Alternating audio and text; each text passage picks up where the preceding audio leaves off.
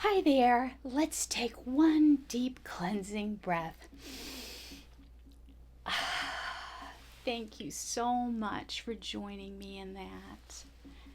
Today we're going to be talking about something a little different. We are going to be talking about undefined trauma. What does that mean, and how can ketamine help us with that? Okay, undefined trauma is the kind of trauma that a lot of us experience. It's not uncommon. In fact, it's rather common. And it is defined as trauma that happens to us pre-verbally, like perhaps before we were 3 years old. And so we never had words to explain it. Instead, we just felt it in the body.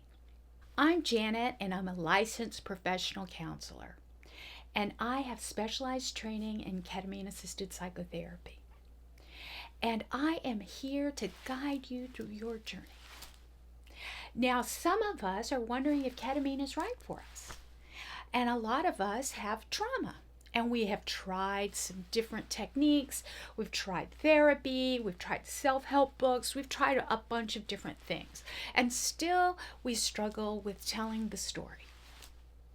Well, maybe we don't need to tell the story. Some of our trauma is pre-verbal trauma. And that is trauma that happens to us before the age of 3. So perhaps you were a sick child and you were in the ER all the time. That can be traumatic. And unfortunately, you don't have any words for that. So you feel it in the body. Or perhaps you had inconsistent parenting, or maybe there was some substance abuse in your family. All of those things can cause pre-verbal trauma. Then we have some other kinds of trauma that are also undefined. Perhaps systematic racism, bullying in school. There can be a variety of different ways that we experience trauma that isn't a war. It isn't a devastating car accident or some sort of medical emergency. And then we go to therapy and we talk these things out, and we don't have this grand story to tell, but we're still exhibiting traits of someone who's had trauma. We startle easily, we overthink, we're constantly trying to correct and apologize. That is all signs of trauma. Now, me personally, I do have trauma of some kind. I've often tried to tell the grand story, but in my mind, I haven't been able to put my finger on the one thing, because it wasn't one thing. It was many things. And that's the way this trauma manifests in so many of you. Perhaps you missed a developmental stage completely because that year your family had a fire in the house. And now you have the trauma that missed that developmental window. So that is why we don't all have a war story to tell. And we continue to journal and we try to figure it out. And then we go on this quest to try to figure out why am I like this? Why can I not just let it go? Because you don't know what it is. It's very hard to have a story to tell in therapy or to your friends or in your journal when you don't really have a good idea what this undefined trauma is. So let me tell you how it helped me. I used to be a scientist in a lab doing science stuff. And about 6 years ago, I decided I wanted to be a therapist because I wanted to try to figure out my trauma. I had been through so many different modalities, so many different kinds of therapy programs, and I still had the same sort of startle reactions, overthinking, the constant second guessing and apologizing and all of that, and I continued to have those things. But the biggest thing was that I couldn't remember bad things. I mean, I can't even remember the names of people who have done bad things to me, because I literally blank them out of my head. that is a protection mechanism that I developed due to trauma. But I can't figure out what the trauma is, so it's very hard to heal it. Well, let me tell you what ketamine did for me. I took the ketamine, and the very first experience, my anxiety went down by at least 50%, maybe more. I started trusting the medicine. I started doing the work. I started doing the integration. I started doing the set and setting. I started to really expect something out of the medicine. And as I expected something out of the medicine, I was able to heal myself. The medicine calms the nervous system. It helps us get out of that fight and flight. It helps us understand that we aren't our trauma. We aren't in that past time period. We're not there. We're here in this period, here and now. We don't have to protect ourselves like that. We don't have to behave like that. We don't have to apologize profusely all the time, because those things aren't around us anymore. These behaviors are, but not this fear, not this constant trauma that we had experienced before. And, maybe you have a war story, or maybe you don't. But I can tell you that ketamine helps to calm the nervous system. Unlike the other psychedelics, and the research is still being done, but with ketamine, you get both. You get that shaman out-of-body experience where you can see the Lord, or Gia, or whoever, that you can feel one with the universe. But you know what else it does? It gives you biologically new dendrites in your brain. Those are the little branches off of your neurons. And that happens every time you try ketamine. So if you use that wisely, if you actually function in a real progressive way towards your intention, the chances of you breaking these habits are better. That is what I'm here to help you do. I am here to help you with your setting, to really find intention, not only within the medicine, but within yourself. Ketamine is a self-help drug. I prefer the at-home method when you're in a clinic somewhere. Literally, when you're coming out of it, you wait a little while and then they pour you into an Uber and you're on your way home. I call that the squishy period. That is a very important period after your experience, where you feel safe and held. If you're in an Uber, you're not going to feel that. You're not going to feel held and loved. You're going to be like, when do I get home? Where if you do the ketamine in the comfort of your own home, you have your support system. No matter what it is, whether that support system is a cat, a dog, a stuffed animal, it doesn't matter. You feel safe. And that is what brings the healing. Now you can feel safe while you are developing all these new neurons in your brain. Gosh, that sounds great. So if we use this medicine wisely, if we squeeze every bit of goodness out of every single experience, we just might get better. Ketamine doesn't work for everybody. It works for about 60 to 80% of the people. And I can tell you that within that group, the majority of those people are setting intention. They believe in the medicine. They believe in themselves.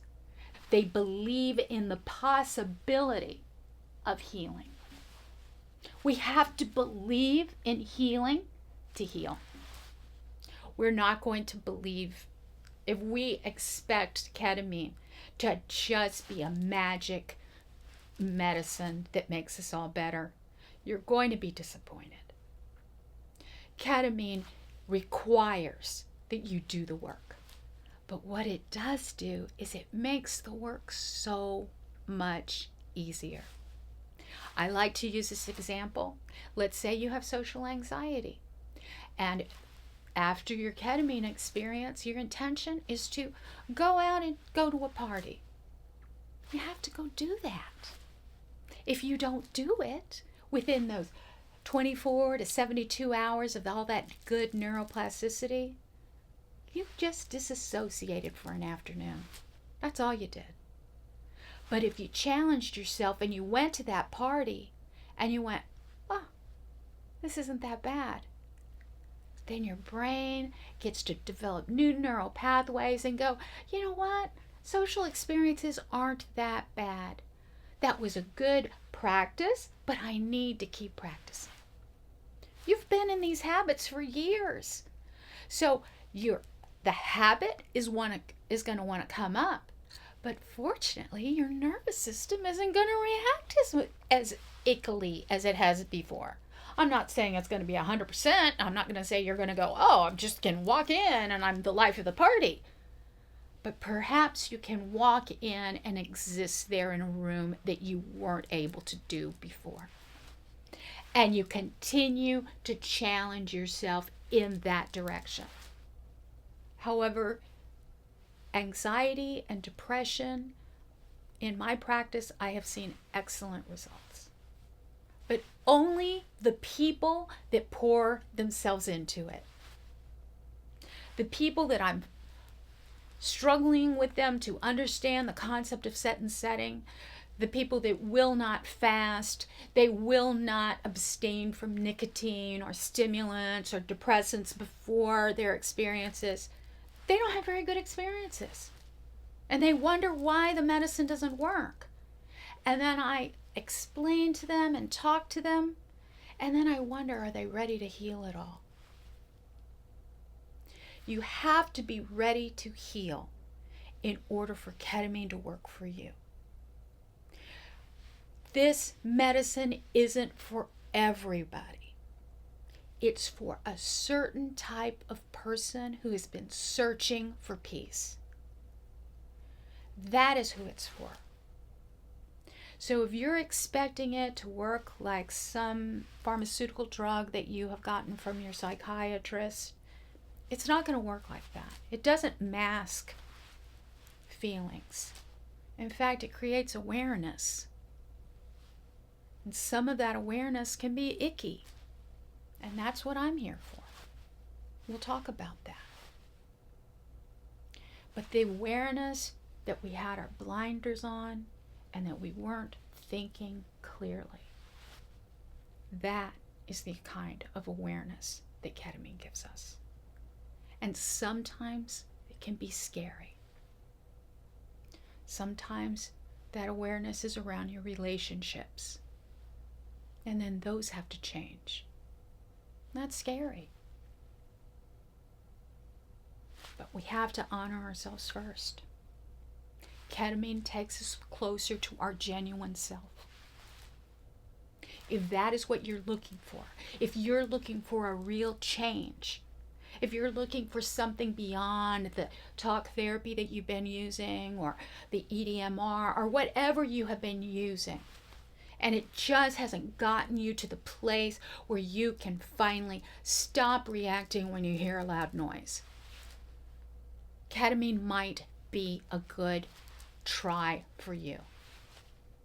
Now, I use Better You, and I will put it down in my comments. My link, it is discounted.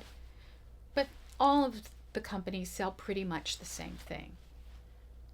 I know some of them now use the nasal sprays and some other different delivery systems, but I am still very focused on the at-home treatment because I do feel there's a certain type of client that can't heal in the therapist's office.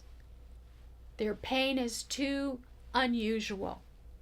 It's too personal that they can never get to it in therapy. Maybe we don't have to define it.